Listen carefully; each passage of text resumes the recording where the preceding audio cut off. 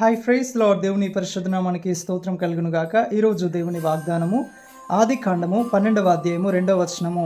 నేను నిన్ను ఆశీర్వదించి నీ నామమును గొప్ప చేతును. ఆమెన్. హల్లెలూయా. సహోదరి సహోదరుడా, ప్రభు అంటున్నాడు ఏంటంటే, నేను నిన్ను ఆశీర్వదించి నీ నామాన్ని గొప్ప చేస్తానని. ఈ యొక్క వాగ్దానమును దేవుడు అబ్రహాముతో చేస్తున్నాడు. చూడండి, అబ్రహామును దేవుడు దర్శించి అతనితో వాగ్దానం చేస్తూ ఉన్నప్పుడు అబ్రహాము ఒంటరివాడు. కానీ దేవుడు అబ్రహాముని ఎంత ఉన్నతంగా దీవించారంటే, ఆశీర్వదించారంటే, ఇంకా ఆయన నామము ఒక ఇన్ఫ్లుయెన్స్ ఎలా ఉంది అని మనం చూస్తే, రాజులు సహితము అధికారులు సహితము అబ్రహామునకు భయపడి ఆయన యొద్దకు వచ్చి సమాధానపడి సంధి చేసుకొని వెళ్ళారంట. చూడండి, ఆయనను దేవుడు మిక్కిలి ఆస్తిపరుడుగాను, లోకంలోనే ఘనుడుగాను, అందరిలోకెల్లా శ్రేష్ఠుడుగాను ఆయనను దీవించాడు, ఆశీర్వదించాడు, అతని ఆస్తిని అభివృద్ధి పరిచాడు. అబ్రహాము వెళ్ళిన చోటెల్లా దేవుడు ఆ ఒక వాతావరణమును ఒక బ్లెస్డ్ వెదర్గా ఆయన మార్చారు. ఇంకా ఆయన ఎక్కడ వెళ్ళినా ఏం చేసినా కూడా ఆయన వర్ధిల్లుతూ వచ్చాడు.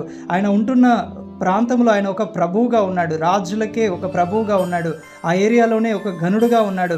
అదే దేవుడు నీ పక్షంగా కూడా ఉన్నాడు. ఈరోజు నువ్వు ఒంటరి నన్ను బాధపడుతున్నావేమో, ఈ ఆశీర్వాదము దీవెన లేక నష్టాల గుండా నువ్వు ప్రయాణిస్తున్నావేమో, కానీ అదే ప్రభు నీకు కూడా వాగ్దానం చేస్తున్నాడు ఏంటంటే, నేను నిన్ను ఆశీర్వదించి, ఎలాగైతే అబ్రహామును దీవించి ఆశీర్వదించి ఆయన నామమును గొప్ప చేశానో, అదే దేవుడను నేను సజీవుడను నిన్ను కూడా ఆశీర్వదించి గొప్ప చేస్తానని ప్రభు అంటున్నాడు. ప్రభు అటి కృప మనందరికీ దయచేయును గాక. Amen. Praise the Lord. God bless you all.